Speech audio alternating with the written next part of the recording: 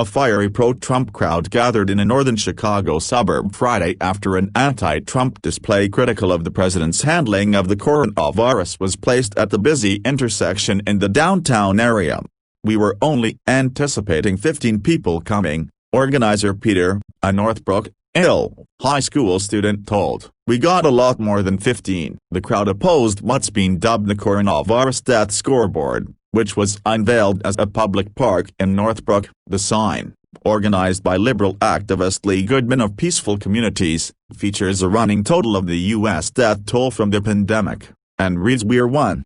It also includes President Trump's name at the bottom. The display has been repeatedly vandalized and has sparked polarizing reactions among residents. While informal gatherings have protested the sign throughout the week before Peter's protest on Friday, at least 50 pro-Trump protesters proudly waved flags and signs supporting the president in a town that's widely perceived as being quite liberal.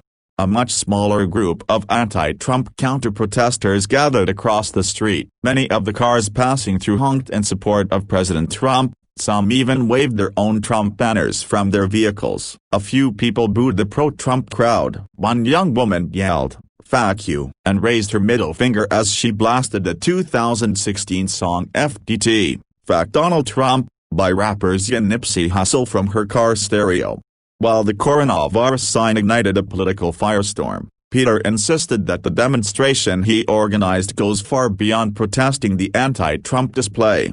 "We're here to protest for the reopening of our schools, our education system, and the funding of our police." Peter, a junior and moderator of his high school's conservative page on Instagram, "You don't see the Republicans attacking other people. It's all the liberals who are attacking us, who are attacking our police, saying Black Lives Matter and defund the police. If you want to defund the police, who the hell do you think is gonna come to save you when someone is breaking into your apartment?" Despite numerous heated clashes between the pro-Trump and anti-Trump demonstrators, the gathering remained peaceful as the police maintained a heavy presence.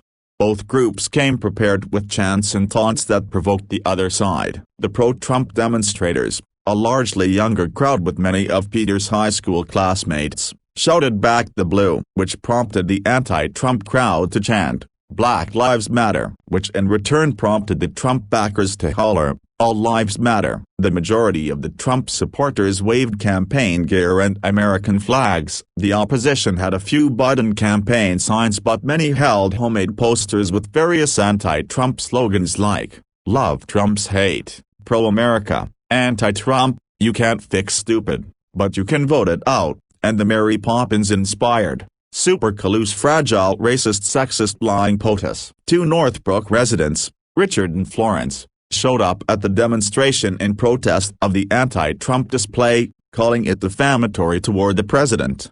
"Over 200,000 people have died. Every death loss is terrible, but it isn't the president's fault," Florence told. "They will not acknowledge that it came from Wuhan, China. They're not telling the truth. I think the liberals over there have a few people that have no answers." Richard pointed across the street. "They've been sitting here now for the last hour swearing at us, giving us the finger, calling the president a racist. When I went over there to ask them how he's a racist, they have no answers. They just repeat what they hear on MSNBC, CNN, and all the liberal networks. They have a blind hatred for the president, and no answer as to why." Florence said she believes there's a lot of closet Trumpers that are finally coming out of the closet because they're tired of a spin that's not true. Richard similarly told Fox News that some people were afraid to put Trump signs outside their house because they feared vandalism and retribution. Critics knocked Lee Goodman, the man behind the anti-Trump display, who was seen across the parking lot watching the commotion from afar. According to local news outlet Patch, the Northbrook Village Board discussed whether the polarizing display should be taken down because of the outcry from residents. The board ultimately agreed with village attorney Stephen Ilrod's recommendation against removing the display, which is located in a public park near the downtown area, arguing its removal would violate the First Amendment.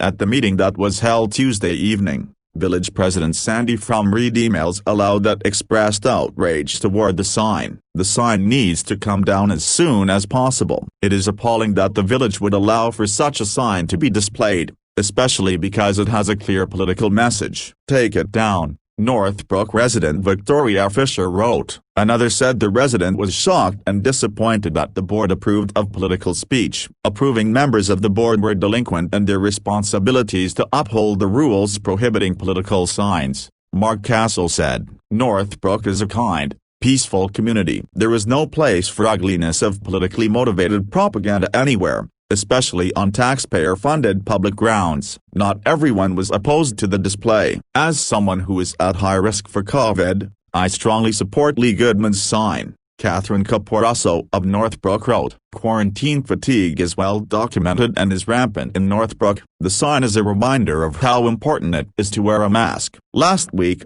Goodman told Patch, this display is a reminder of the continuing need to take precautions. Schools and businesses are reopening, but the disease is still spreading and people are still dying. The U.S. has the highest number of COVID-19 deaths in the world, Goodman said. It is a tragedy and a disgrace that we have failed to do all we could to confront this public health crisis, and, as a result, many people have died unnecessarily. But we can do better in the future. We hope that public awareness will lead people to demand a more effective response by our federal government. Peaceful Communities website highlights a petition to repeal the Second Amendment and calls for the end of immigrant detention and restore asylum. A spokesperson for the village of Northbrook confirmed to Fox News that it approved the public display. This area is a designated public forum. The display application was reviewed by village staff and the village attorney and determined to be in compliance with the village's requirements governing the public forum, Cheryl Faindall-Percio, a communications specialist for the village of Northbrook told